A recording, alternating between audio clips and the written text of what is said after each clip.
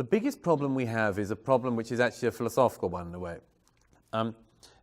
It goes back to the point I made earlier about the nature of inclusivity, is that in order to embrace the number of people who've come, you have to be very inclusive. But to talk the language of inclusion necessitates that you also speak a language of exclusion. In other words, not just what do we want us to be and what do we want you to be, but what would be the punishment if you weren't?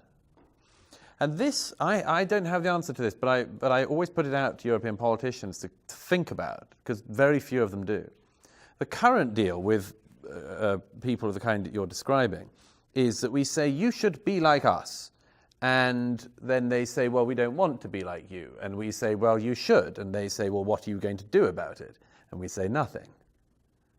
Now, I mean, it's not sustainable in the long term. But we don't know what to do. There is no punishment, as it were, that we have available. If you decide you're not going to educate your kids in the way that we would recognize, we just have to accept it. And the government can't get into the schools in question.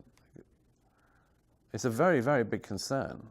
Sarkozy, by the way, outside of office, is one of the very few people, about 5 years ago, when he was trying to get back in as president, who gave one speech looking at this area, a form of temporary citizenship or being in the country without citizenship to try it out to see if you obey the rules and if not. But that's the main problem. Nevertheless, it's not a contradictory position to, for instance, say, we're not doing very well with it at the moment, or we're doing well at bits, but we recognize that slowing it down would make it easier to integrate the people we already have. I mean, we all know examples in our lives of this. If you're from a particular school, for instance, or whatever you call before you go to school, as you call it here. Well, what do you call this? University, yeah. But you also call this school, don't you? Anyhow, well, what we would call school before you go to college, we all know that if you go with a group of people you know well already, you're quite likely to stick with those people quite a lot of the time. Okay, or they're people from your hometown, or people who are at your school. If you go to a place with a group of friends, it's possible that you'll jinx each other for making many new friendships because you'll spend a lot of time with each other. It's not mad to think that the larger the number of people who come in knowing other people like them, the less need they have to go out into the rest of the society and to be a part of it. I mean, I think a lot of evidence shows that the larger the number of people you bring in at the same time from the same place, the less likely it is that they're going to go out and involve themselves in the rest of the country and the rest of society because they don't have to. They can just pursue the life they recognize with the people they recognize in a different place. So I think it's at the very least, one should see it's being reasonable to take the view that it's not going to solve all the problems. It doesn't stop all the terrorism.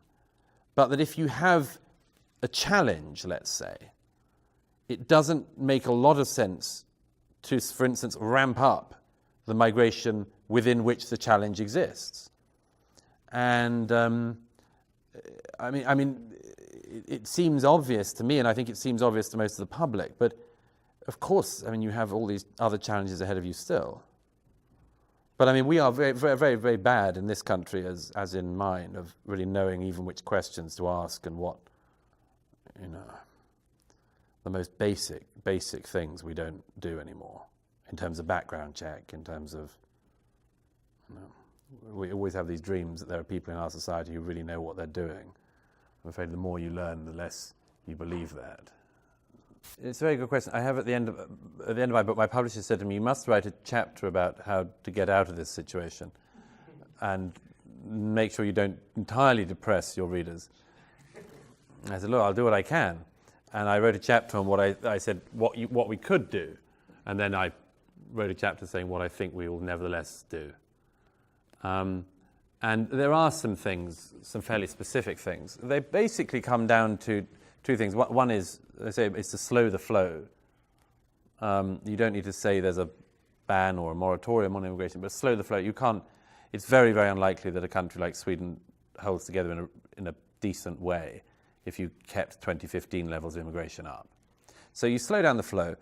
you have to work out, as I said earlier, something to do with the language of exclusion. There has to be a punishment for not going along with this, or at least very, very badly going against it.